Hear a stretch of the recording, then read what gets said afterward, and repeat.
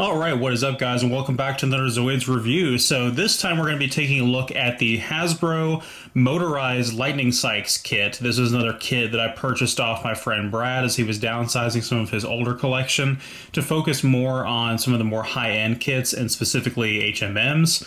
So he wanted to get rid of some of the older kits that were either smaller wind-up kits, Hasbro Motorized kits, or kits that were not in particularly good condition. And this kind of fits into that category.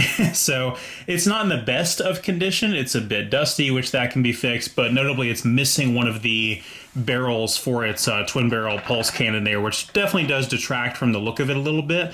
But considering that the Lightning Saix is one of my favorite Zoids, and I never owned the motorized version as a kid, despite multiple attempts at finding it, I was definitely very grateful to be able to purchase that and take it off of his hands. So I never owned one of these, as I mentioned, but I do own the HMM Lightning Saix, and it was the HMM Lightning Saix was actually the second HMM that I ever built. And so the review on that is super, super old, and I wanted to take this opportunity to talk about the Lightning Saix again because we haven't talked about it in such a long time, and I've learned so much more about the lore and about building HMMs that I feel like it'd be a good time to revisit it. So in terms of lore with the Lightning Saix, I didn't really talk about the battle story lore of it very much in the other videos, so we're going to go into that now. Apparently, this was developed by the Gylos Empire in year ZAC 2100, and it was developed by using the organoid system to evolve Hellcats, which I think is super interesting. And the issue there was that the Hellcats had been a staple of the Imperial Army for pretty much the entirety of their existence, particularly with covert operations, but they were just so weak and frail that if they got into a straight firefight, they would most likely be destroyed, and was a huge waste of manpower by sending people to certain death if they got caught during a covert operation. So the Lightning Saix is a massive improvement over the Hellcat in terms of covert abilities because it's incredibly fast, incredibly agile, and does have some cloaking capabilities in the sense that it can deploy a holographic after image of itself that can draw enemy fire, and also deflect incoming missiles, which is a really cool feature. But the upgrades in size and firepower also make it incredibly useful in a straight fight where the enemy actually knows that you're there. So these were developed shortly after the Emperor of Gylos died, and Prince Rudolph, became the new emperor, but right after he more or less appointed Prozin to be the new commander-in-chief of the military, and a lot of new projects were implemented as a result of that. But the Battle of the Western Continent saw the debut of the Lightning Saix, but it also saw the debut of the Rev Raptor, and on the Heloc Republic side, the debut of the Storm Sworder and the Blade Liger. So tough competition there, to be sure, but the Lightning Saix was able to outspeed the Blade Liger even after all of the boosters and everything are taken into account. So the speed for the Lightning Saix was pretty much unmatched.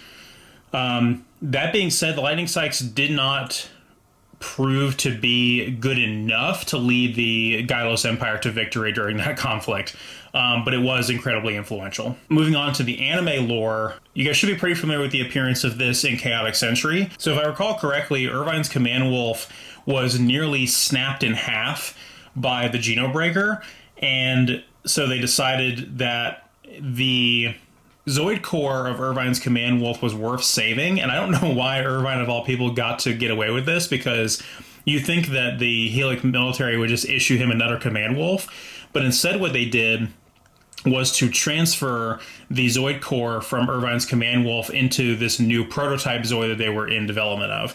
So in the anime, the Lightning Saix is a one-of-a-kind, and it's sort of an experimental prototype that doesn't particularly belong to any faction, really, similar to the Blade Liger, I guess, in that regard. It is, of course, extremely, extremely fast in the anime to an almost exaggerated proportion.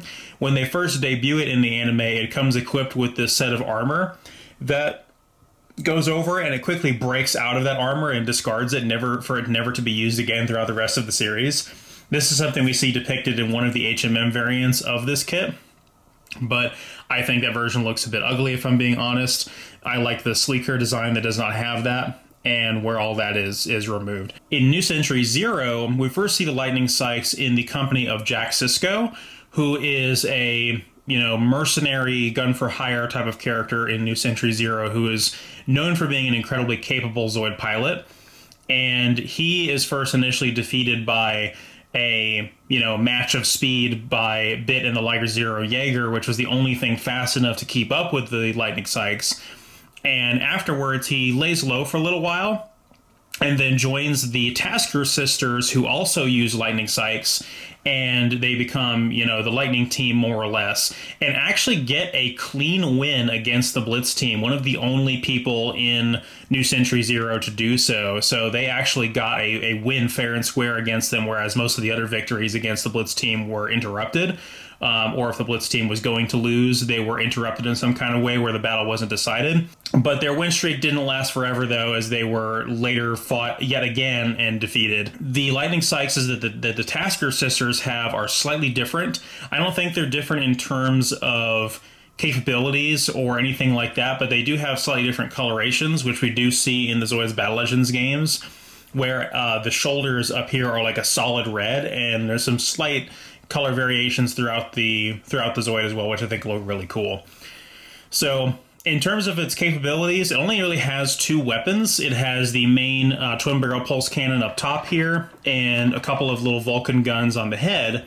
And according to lore, apparently, the twin barrel pulse cannon cannot rotate and is permanently fixed in the forward position. This is true on the model kit. It cannot rotate, but there's actually a very specific reason for that, and one that I think they could have, fudged and got away with not including that in the lore, but we'll explain why that's the case with the motorized model kit.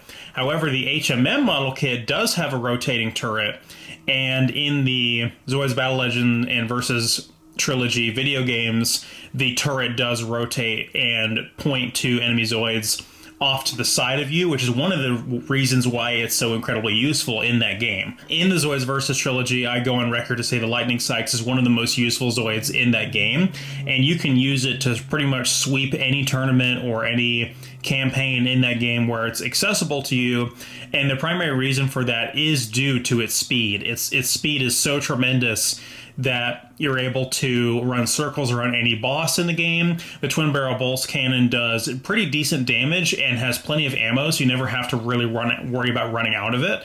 And that's really all you need at the end of the day. You don't need a bunch of missiles or any fancy shields or anything like that. You just need speed and firepower that is accurate and reliable. And the fact that the turret turns slightly ahead of you allows you to accomplish that. So in terms of the model kit, so again, I didn't build this one myself. It was given to me by Brad, so I can't really speak too much about the construction of it, but I really do love the look of it. I just think the Lightning Saix is just so cool. The different color combinations really work well for it. It has this very sleek, slender design, and of course it's based off of Cheetah. And one of the things that's interesting is the motor itself and the battery pack and everything is inside the gun turret. All the batteries and everything are actually up in here, which does make it a little bit awkward, and it has to connect on this contact point right here in order to actually power the rest of the motor. So that's a little bit annoying, and that's why it doesn't rotate.